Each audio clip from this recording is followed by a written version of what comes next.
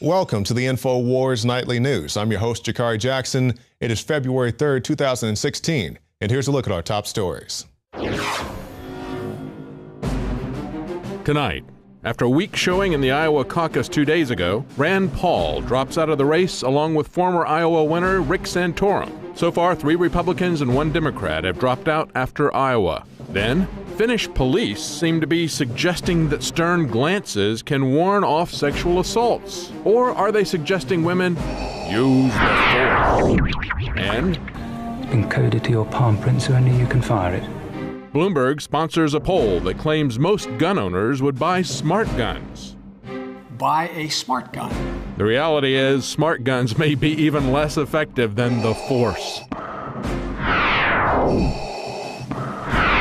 All that and more on tonight's InfoWars Nightly News.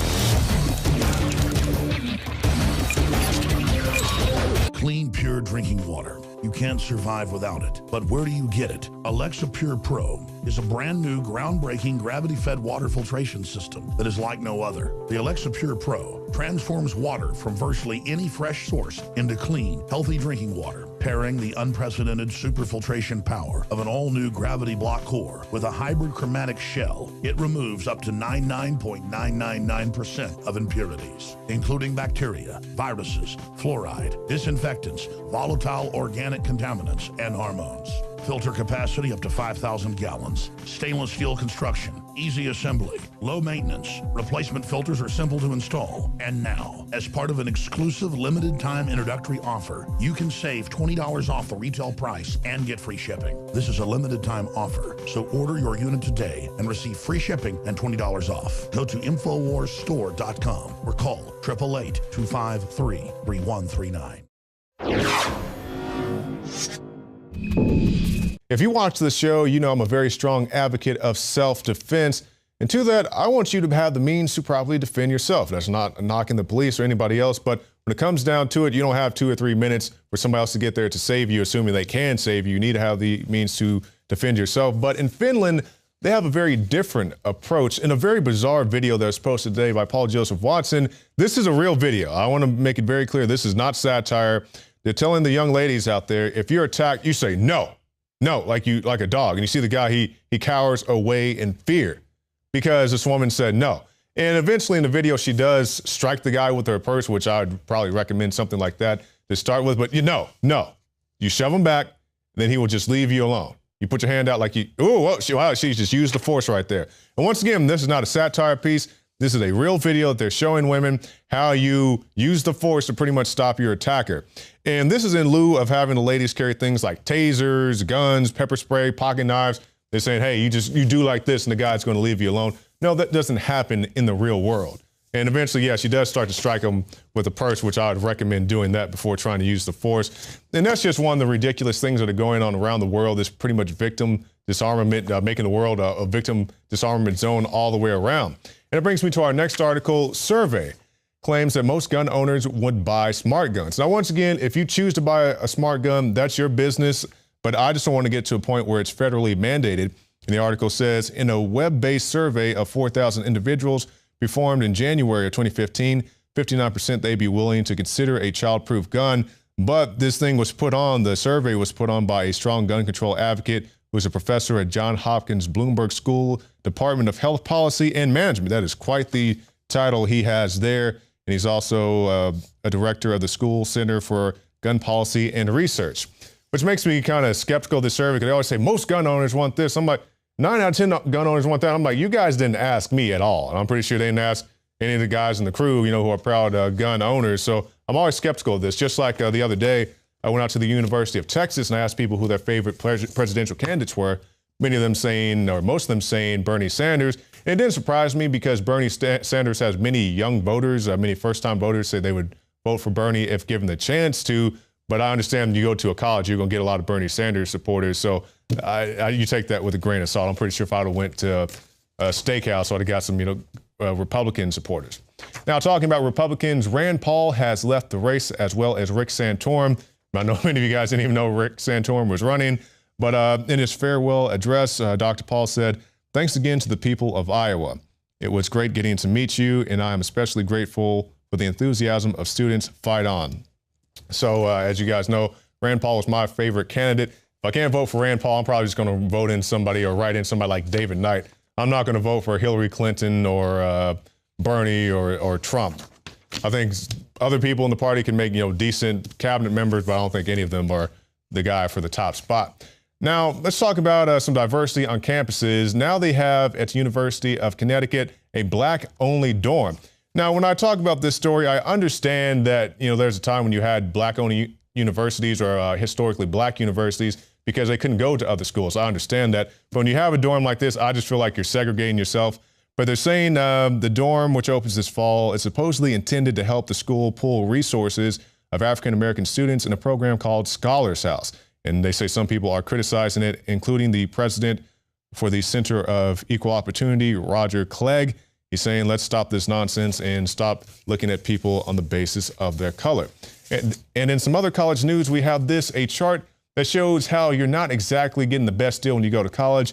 And it says the president is saying that you need to have a college degree because it's more valuable than ever. But they're saying the immediate returns are the lowest they've been in this generation, a new data poll shows. So it just goes to show you a college education isn't all that's cracked up to be. Once again, I'm not telling you not to get an education. I'm saying when you got to spend all this money and time and all this stuff taking art appreciation and all these other classes that you don't necessarily need, you're just feeding into the issue. And finally, before we go on to our other segments, Mrs. Clinton, they're saying that she's never going to be prosecuted. These are the words of a former inspector general. So with this, our very own Joe Biggs is having an identity crisis. He is now self-identifying as Mrs. Clinton. He went out on the streets to share this with the people of Austin. Here's a look at that.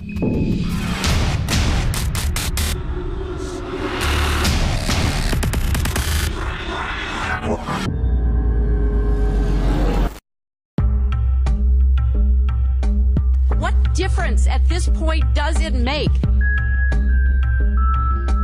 We came, we saw, he died. A dead heat for all practical purposes, almost from the start to the finish. Mrs. Clinton and Mr. Sanders is in a dead heat. Did you know she won one of the little areas based on a coin toss? At least 6 precincts resorted to a coin flip due to a tie.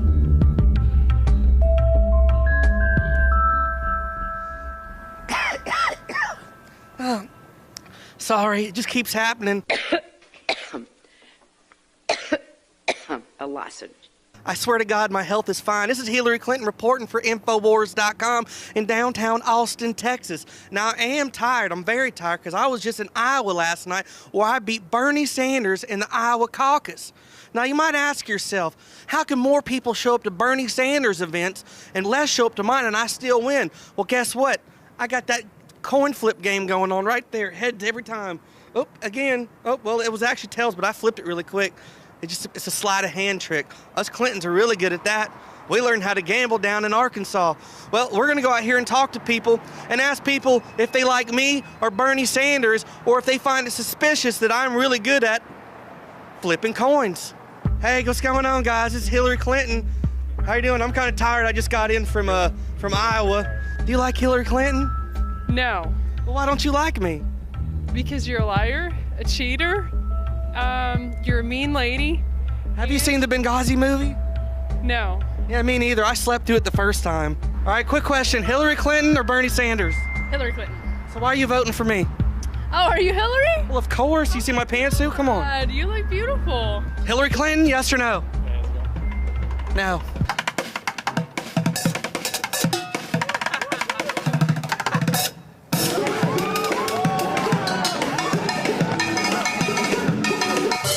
You gonna vote for Hillary Clinton for me for president? No. Why not? I'm as honest as they come. Well, you know, why am I voting for you? Yeah. Girl power. That's it? Some people say that I'm going to be a great person for females. What do you think? I don't know enough about Hillary to have an opinion, so. Really? You don't know anything about Hillary Clinton? Did you guys hear about what happened last night? No. Well, I beat Bernie. It's 50-50, no? What do you mean, like this? With a coin toss? Did you see how I won last night, the Iowa caucus? I think you probably cheated. Well, how with this? You think you can beat me at a coin toss? What's the most you ever lost on a coin toss? Sir?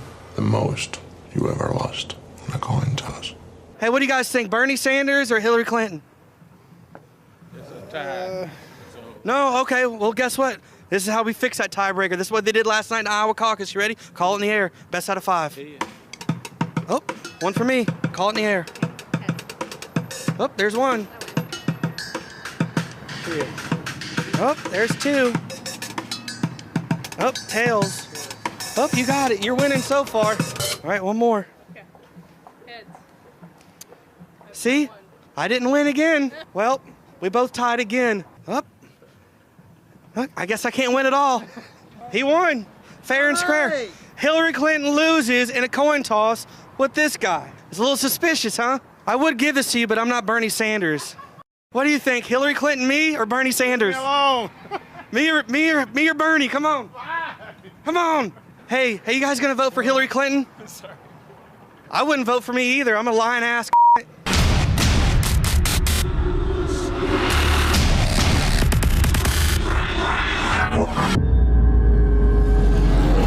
The Super Bowl. Many Americans will argue that this single event brings more people together than any other American pastime.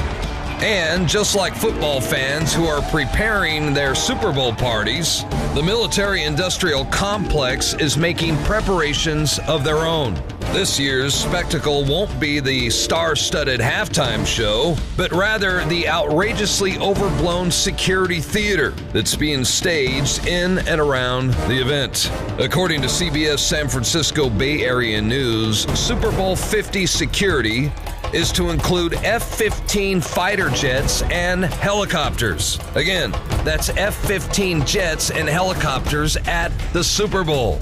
If this seems a little over the top, there's good reason for it. There's much more theatrics here than actual security. In fact, many, if not all, of the security techniques being used at the event have been proven to be ineffectual by up to 95%. And yet they've still elevated their routine to include F-15s.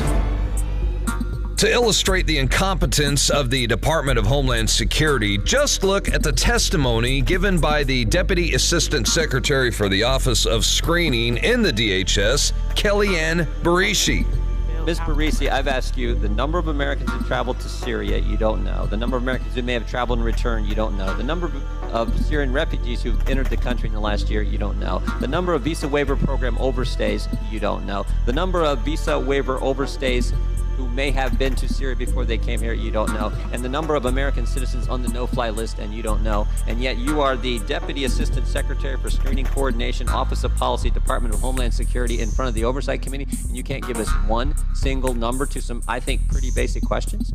Quoting Daily Caller Editor-in-Chief Tucker Carlson from a Fox News appearance, he said, "These people are not just wrong on the ideas, they're totally incompetent. These are the people who built the Obamacare website. They're not good at the details is part of it. And that's why this whole thing ought to scare us a lot." And we shouldn't ignore the fact that Homeland Security has absolutely no problem keeping the borders wide open for anyone to cross. Now, these same people are bringing to the Super Bowl what the San Jose Mercury News describes as a veritable Fort Knox for the February 7th game. Metal detectors at every entrance, bomb-sniffing dogs at all train stops, sharpshooters perched on rooftops, and cameras everywhere.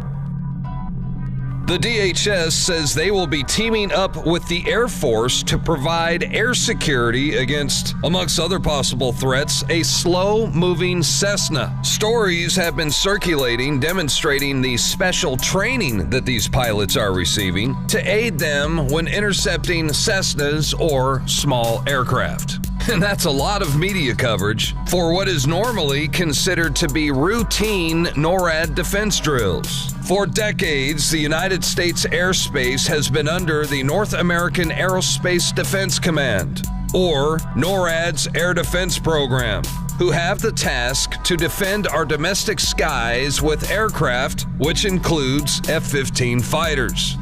Then why make a story out of F-15 training exercises? Well, the reason is as simple as it gets. To put a spotlight on the mighty U.S. military and the domestic Air Force, for all those watching the biggest game of the year to see.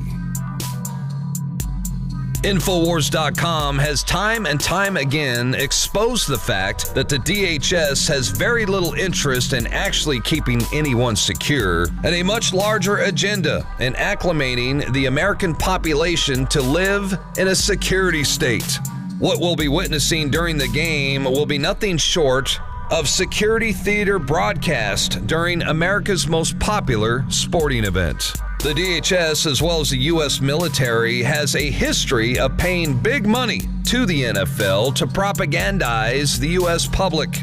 Countless articles report the relationship between the DoD and the NFL, including this November 2015 Pittsburgh Post-Gazette report. The DoD paid $53 million of taxpayers' money to pro sports for military tributes. So why does the DoD want to acclimate the public anyway? On Sunday, May 6, 2012, Infowars.com reported that a leaked U.S. Army document prepared for the Department of Defense contains shocking plans for political activists to be pacified by PSYOP officers into developing an appreciation of U.S. policies while detained in prison camps inside the United States.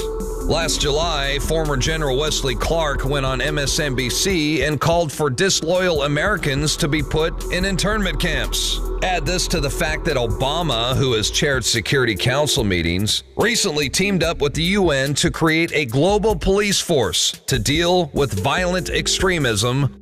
We as Americans are being pushed and shoved into a global system that is outside of the U.S. Constitution and Bill of Rights. And the security state theater is one way the American public is primed for the occasion.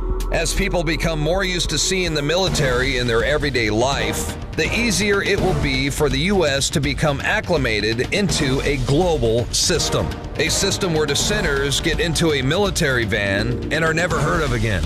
So for those of you who are ready to put your brain into relaxation mode and sink into the big game, your relaxed mind will be unconsciously experiencing a paranoid America who lives under the reckless and unaccountable police state. The DoD wants these security images and emotions to become a normal part of life. As we see, they are willing to pay big money to broadcast this reality during the Super Bowl.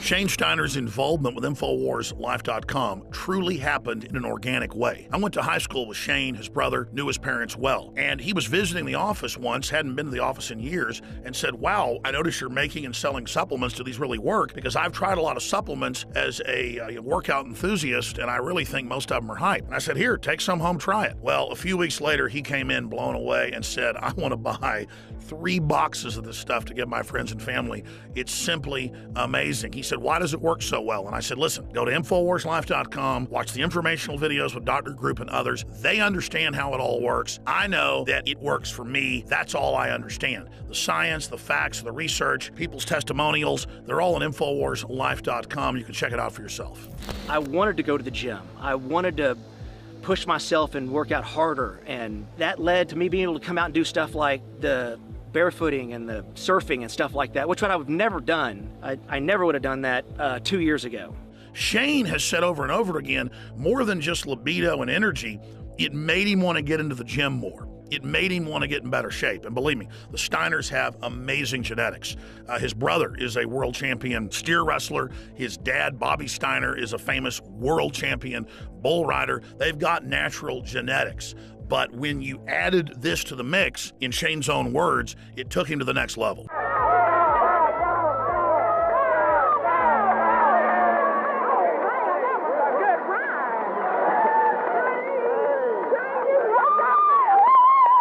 Shane noticed the mental clarity. Bobby was able to work out longer and gain muscle mass. He's already completely shredded. I gotta admit, for me, the biggest effect has been libido. Now, I've never claimed to have a body like some beach model, but back when I was 20, 22 years old and worked out every day, I looked great. But over the years, and being married, having 3 kids, and working 18 hours a day, I gained basically 100 pounds. And it's been a long process losing that weight in the last 4 years. But if you look at the photos and the videos of what I looked like 4 or 5 years ago versus today, the results are dramatic. I'd already cleaned up my diet. I was working out hard, but I'd only lost about 20 pounds. It was adding the other key ingredients from InfoWarsLife.com that helped me personally go to the next level and shed another 35 pounds. This has actually made me feel so good that here lately, about a year ago, I started training jiu-jitsu, and that kind of led to doing some boxing and kickboxing. I mean, it's amazing that 2 years ago, I was on the couch and couldn't even tie my shoes, and now I'm training with MMA fighters and just doing stuff that I never thought that I would be doing ever again. So Super Male Vitality has allowed me to do some amazing things, and if it has those kind of effects for me, I know that it will do great things for you. So just try Super Male Vitality. I promise you, you'll love it. And finally, let's look at Anthony Gucciardi, Infowars.com reporter. He also works with Dr. Group and others, helping develop the newest, most cutting-edge, high-quality supplements. Let's take a look at what happened when he tried to barefoot ski for the first time with the Steiners. And remember, we're not making fun of him. He had the will to get in the arena, and he's lost more than 10 pounds in the last few years of fat and gained more than 10 pounds of muscle. And Anthony chalks it up to Super Male Vitality as well.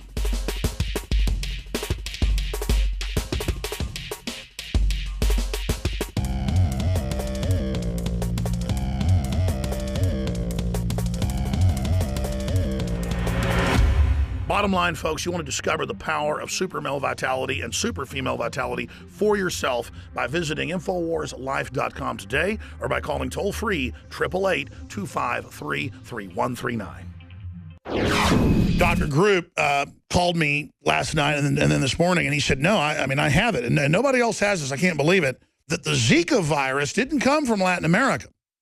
And this is already broken in the news. But what's new is that it came from the Rockafeller Foundation. They actually own it. Zika virus, ATCC registered VR-84TM. They got it registered, patented, and trademarked. 1947 it was discovered, patented in 1952. Remember, I had the author of the U.S. and UN ratified Biological Weapons Treaty, Dr. Francis Boyle, saying he's talked to his high-level genetic engineer associates, and they concur they've taken Zika and souped it up.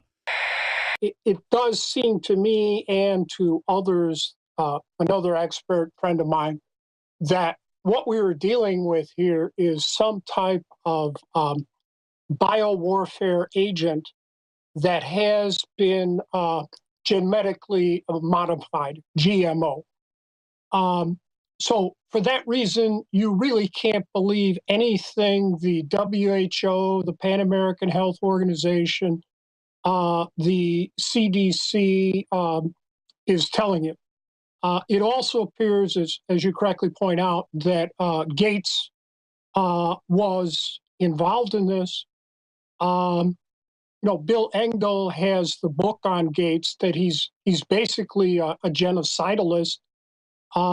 He does have people on his staff with experience having done what I call death science, life scientists who do biowarfare work. It appears that the U.S. Advanced Biowarfare Facility at Galveston was involved. It also appears that the BSL-4 facility at Colorado State that works with GMOing mosquitoes was involved, and that this British high-tech firm Oxitec was involved. What is critical here is that I believe it was the summer of 2004, there was a scholarly paper published saying that these genetically modified mosquitoes could be dangerous if they were released. And despite this knowledge, they were released both in Brazil and also in Colombia, deliberately and maliciously. Right now, I personally would not be traveling down to Latin America until we have some idea precisely what we are dealing with. And yet I note on Monday, the WHO has convened an emergency meeting where they're going to tell everyone, well, just keep business and travel as usual. I take it they got those instructions from the CDC, and we know full well the nefarious role that the CDC, the WHO, played in the Black West African Ebola pandemic. You and I have already been through that. This so-called Zika is also transmitted by sexual intercourse, which I think proves that we have a GMO'd biowarfare agent at work here. And it is also transmitted by saliva. And that indicates to me that we could be dealing with some type of GMO gain of function biowarfare agent, namely that it could jump. So we're not sure exactly what's happening, but boy, it is suspicious. Here's a report from a year and a half ago that Jakari Jackson did, getting into Bill and Melinda Gates and their production of genetically modified mosquitoes. Now, malaria is, of course, transmitted by mosquitoes. I brought some here just so you could experience this. We'll let those roam around the auditorium a little bit. There. There's no reason only poor people should have the experience. That was Bill Gates laughing about how he plans to use mosquitoes to force medicate against malaria. With horrible side effects accompanying voluntary vaccinations, I, for one, want to be in control of the needle, whether it comes from a pharmacist or a mosquito's face. In a world where taking too much cough syrup can send you to the hospital, can't taking too many vaccinations do the same thing?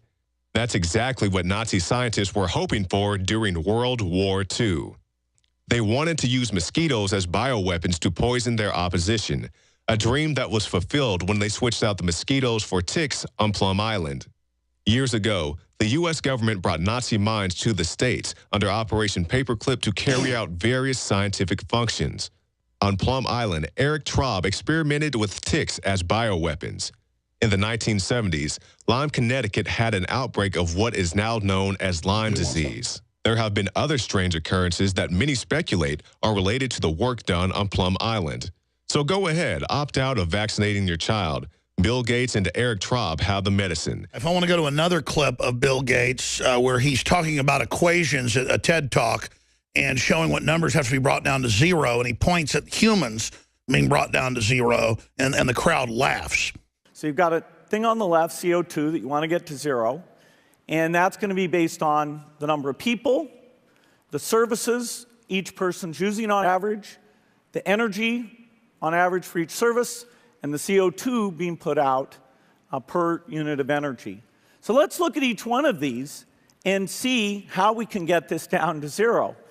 Probably one of these numbers is going to have to get pretty near to zero. That's back from high school algebra. But let's take a look. First, we've got population. The world today has 6.8 billion people. That's headed up to about 9 billion. Now, if we do a really great job on new vaccines, healthcare, reproductive health services. We could lower that by perhaps 10 or 15%. This is an important wish, but it is one I think we can achieve. And now here he is. New weapon to fight Zika, the mosquito. When it comes to killing humans, no other animal even comes close, Bill Gates, whose foundation fights disease globally, has written. So hiding in plain view, and then we have Zika virus, ATCCR VR84, owned by the Rockafeller Foundation, blood from experimental Pharus sentinel rhesus monkeys, Uganda, 1947, and now it pops up in Latin America. And tell us what it supposedly does, Dr. Group. You've got the floor. We know how bad GMO crops are, but GMO animals, we know about transhumanism. We know about all the experimentation with genetic codes being spliced into animals. Mosquitoes are a vector. It's just like a needle. It's just like a vaccine. So all of the people that out there saying, well, I don't want to be vaccinated anymore. Well, guess what? You're going to have genetically modified mosquitoes running around and flying around everywhere. And he admits that's his plan. In fact, he's the one pioneering vaccines in fruit and vegetables where it grows pharmacologically in the fruit. You don't have a choice. He's all about making you take it. And I guess they're making us take Zika.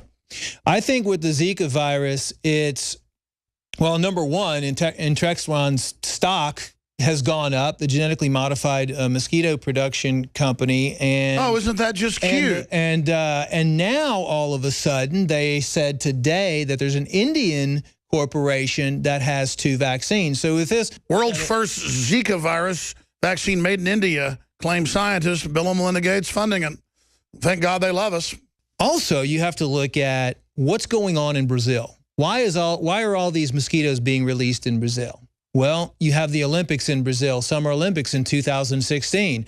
You're going to have representatives and people, contestants, athletes, fans from every country in the world in one central location. And that's where they're releasing this virus. So it's a perfect vector to spread this disease all over. Now they say it can be. But even better, then everybody's got to have the vaccine when you, quote, get your shots to go to Brazil. And then who knows what will be in the Bill and Melinda Gates developed Zika vaccine. As a matter of fact, just today, they confirmed somebody in Texas got the Zika virus from sexually transmitted, and now they're saying through saliva as well. So the solution to that for everybody listening is just keep your immune system strong. You know, get lots of sleep, don't stress out. Take vitamin C, take some zinc, by the way, which is an anthroplex. You know, keep your body cleansed, keep your self-healing mechanism strong. There's a lot of different herbs out there, oregano oil, iodine, there's silver. They also admit that one flu shot cuts your immune system by 50% for at least a year.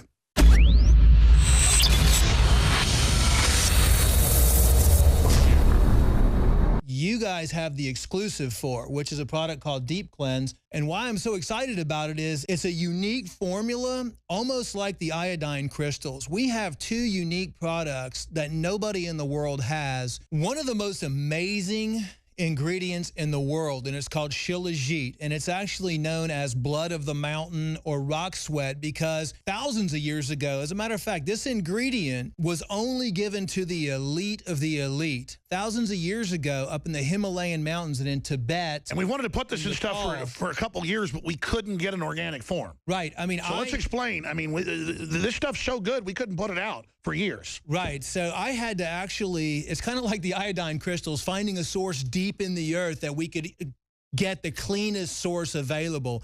But in Tibet and in Nepal and in the Himalayan mountains, thousands of years ago, they watched these monkeys. And during the summer months, the monkeys would go up into the mountains. Now you're being racist against monkeys. And they would pick this black substance from the mountains. And so in Russia, they actually, it grows in Russia in the mountains and in the Himalayas and only in the summer. And shilajit is actually the decomposition of up to 7,000 different medicinal herbs. So it decomposes, all these different herbs decompose in the Himalayan mountains and the volcanic soil up there. And what happens in the summertime... So it's almost like an oil from...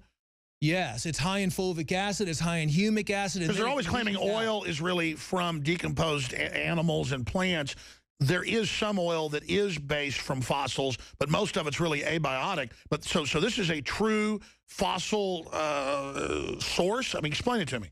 It is, it's really the decomposition, like I said, of over 7,000 different medicinal herbs and plants. And with the rocks and the pressure deep in the mountains, it freezes. And during the summertime and the pressures build it up, it oozes out. It oozes out. So it literally oozes out of the mountain. It's like rock sap. It's like rock sap. It's black and it's highly nutritious. Even in the 1980s, when the Olympic athletes in Russia were accused of being on steroids, they found out that they were actually been given Shilajit because it works as an anabolic as well, and it builds muscles. It's a big dose in there. The second big main ingredient in there is a volcanic zeolite concentrate. And what this formula is designed to do, the Shilajit and the zeolites have a real strong negative charge. All the metals and chemicals and PCBs and VOCs have positive charges. So these go in, they grab it, and then they safely eliminate it through the body so you can become healthy. I mean, this is an amazing formula. I wish I actually had it, but because this was an exclusive InfoWars Life product, you're the only one in the world that has this formula now. And, you know, there is going to be a limited supply available when you sell out because you can only harvest this once a year. How do people take it? How is it recommended that this be done? Just a daily dose? Yeah, daily dose. The instructions are on the label. You know, of course, I kind of modify it for each individual. It depends on what your lifestyle is. I mean, honestly, the best thing to do is for you to avoid all these chemicals and toxins in your environment and try to identify them and start slowly reducing them. But personally, I'm going to probably take it every day, every other day, and I'll probably go with about a dropper full to maybe 2 dropper fulls. And I don't expose myself to any chemicals. InfoWarsLife.com. Please also support our local AM and FM affiliates, support their local sponsors or become a sponsor, and spread the word. Because these aren't just great products. This is how we fund this independent operation. We're not taxpayer funded like MSNBC or NPR, and neither is your local station. So support them, folks. This is a war. Recently, a woman in Houston was sentenced to life in prison for sex trafficking. A very harsh reminder that modern-day slavery is still alive and well, and many people think of these things as something that happened overseas or something such as slavery being extinct, but it is happening, and it is happening right here in the United States of America. And to talk about this, we have a professor from the University of Nebraska, Shriyani Tidball. So you're a professor at the University of Nebraska. Can you tell us what got you first involved in combating human trafficking? Well, before I came to teach at the University of Nebraska, I had been living in Sri Lanka, which is where home is for me. I was born in Sri Lanka and raised there, and I came here to go to school. So I never knew at that time growing up that there was human trafficking in Sri Lanka and all forms of trafficking until 2008. 2000 was when George Bush, the president, coined that name human trafficking to cover everything from child prostitution to child labor to unsafe migration of women and organ trafficking and child soldiers and all those things. And we had them all in Sri Lanka. So, you know, I had seen all of it, and growing up there, I had been on my own trying to do some things to help people out. So I guess it wasn't a formal, you know, here I go to start working on trafficking. Yeah, so it wasn't just one day, you know, you woke up and you realized this. It was a slow, gradual process that this came to your attention. Yeah, because you see it in front of you, and then you realize it's not right, you know? Yes. So when you're talking about the way you came about to realizing this, what are some warning signs? You know, if people are watching this video and they're looking for warning signs of human trafficking, what should they look for? I think the first thing is you've got to realize that children need to be children, that they have rights. They do not need to be sold. The foster care system in America is broken. Why is there such a system? It's because families are dysfunctional. Why are families dysfunctional? Because they're basically selfish. So, you know, if you have children, you've got to take care of them. You've got to look after them, make sure they're safe. And when people, due to some of their own issues, like maybe drug addiction or some other kinds of issues, they start using their children to be able to continue their habits. And then the children run away. They're picked up by traffickers. So when you're asking for signs, I think if you see families that are not taking care of their children, then everyone's at risk. The families at risk for selling their kids, and the children are definitely at risk. In terms of child labor or labor trafficking, I mean, that's another whole area that's very, prevalent in America, because a lot of people don't want to do the kinds of jobs they used to do, like meat packing factories or, roofing or whatever. And they try to find ways to get people to come and work for cheap, things that American people don't want to do. So these, promises are made, people come across borders. They are then once again used and abused. Then, we are talking about illegal, legal, undocumented, documented. I mean, what is it? People, it's all a supply-demand model. If there is no demand, nobody's going to come across the border to work. If there's no demand, nobody's going to buy children for sex or even women for sex. So I guess that's the issue that I see.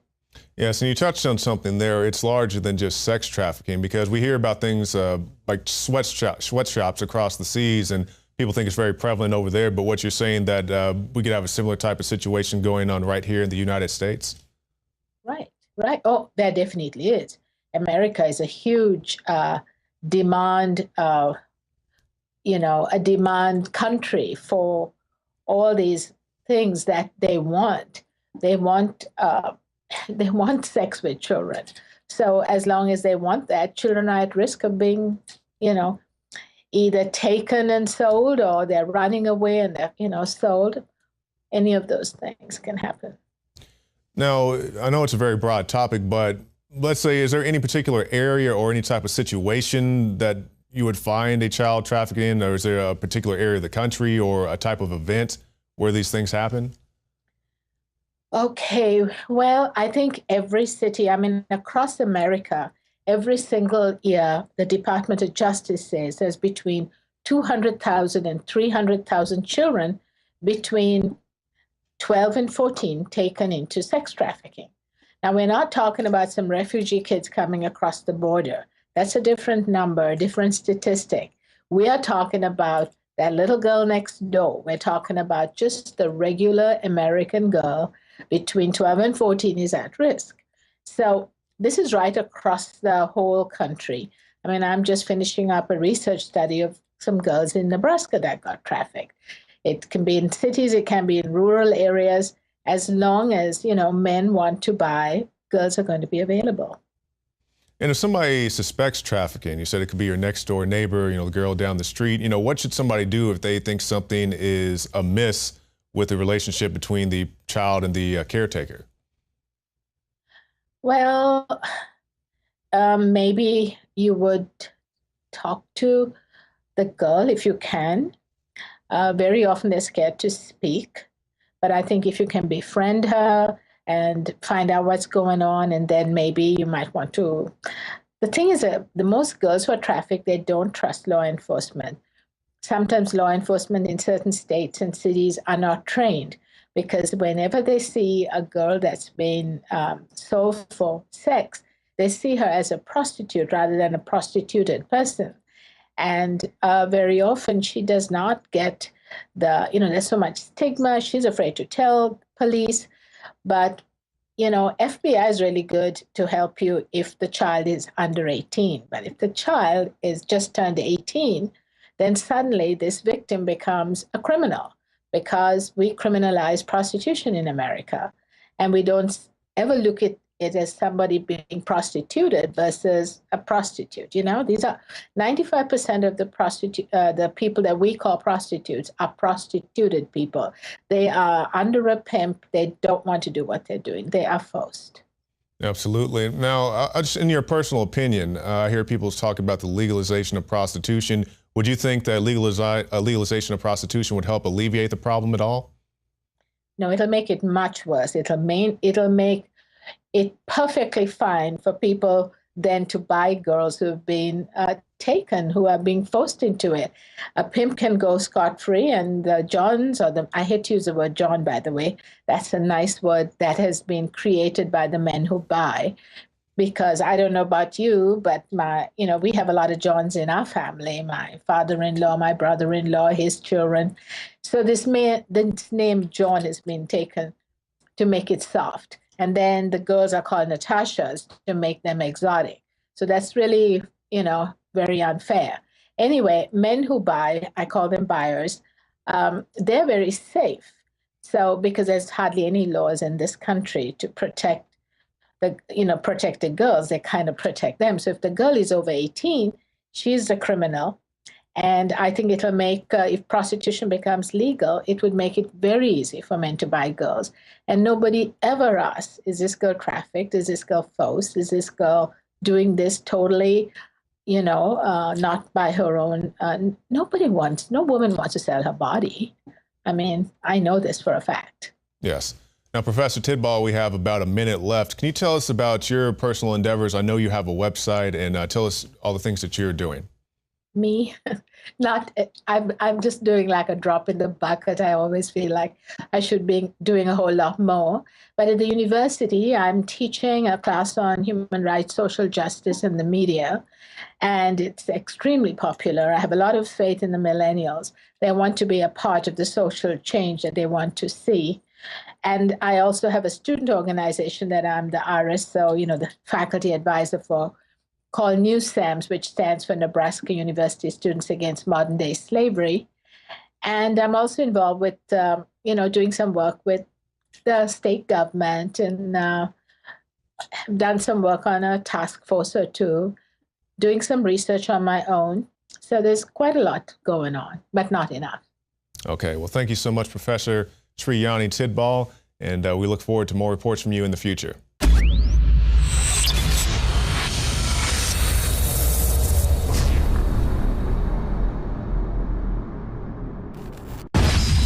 This is a protest, and this is a riot. If you can't tell the difference, then you are part of the problem.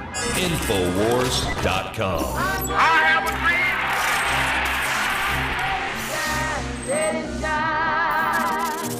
Again, ladies and gentlemen, you can get 6 months free at prisonplanet.tv, but only for 1 more week. Next Monday, the special that only comes around once a year ends. In fact, we've never offered 6 months free before, but I really want to get more people to join and to be able to watch the nightly news, to see the live reports we do, the special reports, all my films, ebooks, and so much more. One person can share their membership with 20 people, and you are funding the absolute very leading edge, the vanguard of the resistance to the globalist operation on every front. We have to have our own platform that is harder for them to censor, harder for the system to shut down. prisonplanet.tv. We put out the daily radio show free with the video and audio feeds at infowars.com/show. But it is the members that get the nightly news exclusively and first, and the commercial-free video podcasts and audio podcasts that are paying it forward and financing and helping so many other people see the truth when we put the videos on Facebook, YouTube, and it's prisonplanet.tv that finances so much of the cameras, the equipment, the crew, the reporters. You are becoming a prisonplanet.tv member. You get exclusive HD, higher quality, get it first, and then you can download it, share it with friends and family, share your passcode with them, your username. It's a win-win, and then you're helping finance to put it out for free to everybody. prisonplanet.tv. Clean, pure drinking water. You can't survive without it. But where do you get it? Alexa Pure Pro is a brand new, groundbreaking, gravity-fed water filtration system that is like no other. The Alexa Pure Pro transforms water from virtually any fresh source into clean, healthy drinking water. Save $20 off the retail price and get free shipping. This is a limited time offer, so order your unit today and receive free shipping and $20 off. Go to InfoWarsStore.com or call 888-253-3139. All right, ladies and gentlemen, we have the Austin Police Chief, Art Aceveda, a very interesting fellow, here in studio with us for the balance of the hour. We're just in here turning up his audio. And the reason I like having him in studio is he'll come in studio. Other Austin police chiefs that I ran into weren't really bad people, but they were very cloistered, let's say, kind of up in their high tower and we're really kind of afraid of the media. Art, you have not been afraid of the media, and you have a very, very interesting past. Of course, you're a Cuban immigrant to this country fleeing Fidel Castro, and so that's why you've always pointed out to me that you love liberty and freedom. So it's good to have you here with us, but you're also a popular police chief across the country, and I've got to say, as Austin's grown, normally they say police departments get worse as they get bigger because it's hard to control them. But I've really got to say it's true, and I think the press says it, the public say it, that Austin is a model police department. Well, thank you. That means a lot to me, especially coming from a person that has been a watchdog of government for his entire adult life. We're definitely not perfect. We have our issues, we have our challenges, but by and large, I wouldn't trade these officers for any in the country. They're phenomenal. Well, you got in some trouble. I mean, not a lot of trouble a few years ago. And you said, listen, at least our police aren't shooting people in the back every day. Talking about other departments. And again, other departments, I'm not even attacking them, but compared to a lot of these other departments, Austin also has really nice police on average, but they also, tend to do their jobs at the same time compared to other cities I've been in. Yeah, I mean, and it's important. The city of Austin is it's a progressive city. It's a successful city. It's a community that's very much engaged, as you know.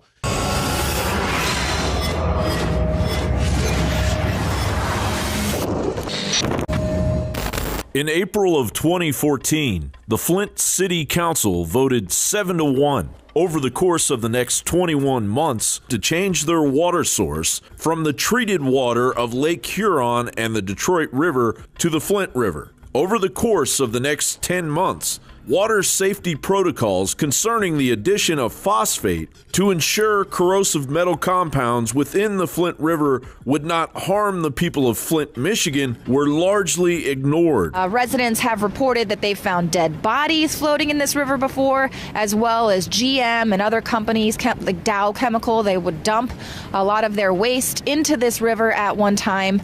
So residents were just shocked to learn that this was where they were going to be getting their water supply from. And of course, we know there was a lot of issues with how that water was being treated. The way EPA operates in general is that people who are causing trouble by doing their job are simply not allowed to do their job. They are silenced, as Mr. Del Toro was. He was told, as Leanne said, by the ethics officer at EPA not to speak to anyone from Flint or about Flint. He told me that himself before he was unable to talk to me anymore. Largely ignored until local Flint, Michigan mother Leanne Walters noticed that her children were becoming very sick. My home used to be a place of comfort and safety for my family. It used to be what a home should be, a place of peace and protection from the outside world. That was taken from us, and not just from my family, but from every home and every citizen in Flint. Now my home is known as Ground Zero. The people in Flint now stand with the people in D.C. who suffered their own lead crisis a decade ago, because we now know the horror of poison running through our taps and the negligence of the agencies paid to protect us. I had 3 tests done by the city of Flint using extra steps that tend to minimize lead in water. Those numbers were 104 parts per billion, 397 parts per billion, and 707 parts per billion. I contacted the EPA and started working with Miguel Del Toro and Jennifer Crooks with the EPA. Mr. Del Toro was very thorough and knowledgeable in assisting me. I told Mr. Del Toro I did not believe there was corrosion control in the water, provided him documentation about this fact, and he verified my findings, and he was furious. Mr. Del Toro questioned the MDEQ, and at first they lied, and then later admitted the truth. I figured out that Ms. Crooks was aiding the MDEQ with her lies, and Mr. Del Toro was the only one willing to address the problem. I requested a copy of Mr. Del Toro's report, and I made it public because people had a right to know. In a meeting I had with MDEQ, Leanne Schechter-Smith bragged to me about how Mr. Del Toro had been handled, that his report was flawed, and that there would be no final report. This was the ultimate betrayal for the citizens. Susan Hedman cared more about policy than the welfare of an entire community, while punishing and silencing the one person that was willing to help us. The EPA's LCR national report from 2006 states that the lack of system response for lead exceedance is especially true to inform the public. It is done less than 1/3 of the time. For my research, I have found that this is not a Flint problem or a rare anomaly. This is a national problem. Only 10 states test accurately and according to the LCR. 21 states do not reveal their sampling instructions, and 19 states have testing similar to loopholes to the Michigan ones. You should know what happened, and it should move from being a question to actually document it, because how can you discipline someone or hold them accountable if you do not have clear information of failure of their job? And we do have clear standards, we have clear accountabilities, we have a clear path forward. We are working in conjunction with both the city, the state, and the federal government to resolve this so it does not happen again. What's the cost of treating the water with the appropriate amount of phosphates? When the switch was made, there was actually no phosphate added at all. There was no corrosion control. Federal law was not followed. No phosphates at all. Is the water now safe to drink? We cannot guarantee at this point in time the water is safe to drink. When did EPA Administrator McCarthy first visit Flint about this crisis? I believe that yesterday was Administrator McCarthy's first visit to Flint. Wasn't until yesterday that she visited for the first time. So the day before this hearing. So Administrator McCarthy knew about this crisis for 8 months, but didn't visit Flint till the day before a congressional hearing. Their response, would you conclude, is because of a lack of clarity in the federal regulations or lack of enforcement, or both? In a written letter I wrote to EPA Office of Water, I said point blank that the only thing I can conclude is that they don't care about children lead poisoned from drinking water. This fumbling and secretive response to the crisis by Michigan's Department of Environmental Quality, the EPA, the governor of Michigan, and ultimately the neglect of the federal government and the President of the United States resulted in the severely high level of lead poisoning of 6,000 to 12,000 children and may have caused an outbreak of Legionnaire's disease, killing 10. All roads that lead to the debacle in Flint, Michigan, dead end at the doorstep of Michigan's criminal and pitiful Department of Environmental Quality. But there were many bureaucratic back alleys along the way. Michigan Governor Rick Snyder told Time magazine on January 14th that as soon as I became aware of the elevated lead levels in blood, we took action. That was on January 5th, 2016. Many months after water testing revealed that Flint's water was unsafe to drink, that Governor Snyder finally declared a state of emergency. Federal bureaucracies, state agencies, and local officials are willfully damaging and in some cases killing American citizens due to their negligence and refusal and ability to face up to their crimes. In a true republic, the current EPA overseeing the poisoning of Flint, Michigan citizens and their children, overseeing a current toxic waste spill in Greensboro, Georgia, and responsible for polluting the Animas River in Colorado, would be immediately dismantled rather than disciplined like a wet dog. Are the people paying right now in Flint for water they cannot wash in and cannot use and cannot drink? Are they paying water bills? And is it a part of the recovery? You said you want to make them whole. Is that part of it? Why would they be paying for water that they cannot even use that is poisoning them? Strong words on the Hill change nothing, and the majority of American people loathe the spectacle. Lead poisoning is a growing epidemic. Pennsylvania has far higher levels of lead exposure than Flint, Michigan. Of course, you won't hear filmmaker Michael Moore going after Democratic Pennsylvania Governor Tom Wolf. That would diminish the media charade waged against the Republicans. It's simple. The U.S. government is a bloated circus of incompetence, and those responsible are too big to jail. John Bound for Infowars.com.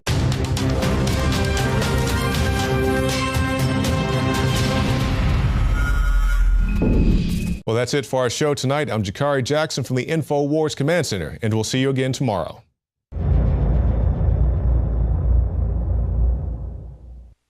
Knockout is back. If you want a product that has 10 known ingredients that naturally get your body to relax, your brain to relax, so you get deep, restful sleep, Knockout's it. InfoWarsLife.com. L-theanine, hops flower extract, lemon balm extract, valerian root extract, chamomile flower extract, L-tryptophan extract, melatonin, and more. All organic, all the natural sources. It's the same price as leading brands of melatonin that are 3 milligrams a piece. It has 3 milligrams, the standard recommended dose for an adult, and it just synergistically puts everything in there. InfoWarsLife.com. That's InfoWarsLife.com, or call 888-253-3139. You are watching the InfoWars Nightly News, which airs 7 p.m. Central at InfoWarsNews.com. And your support is helping us defend liberty worldwide.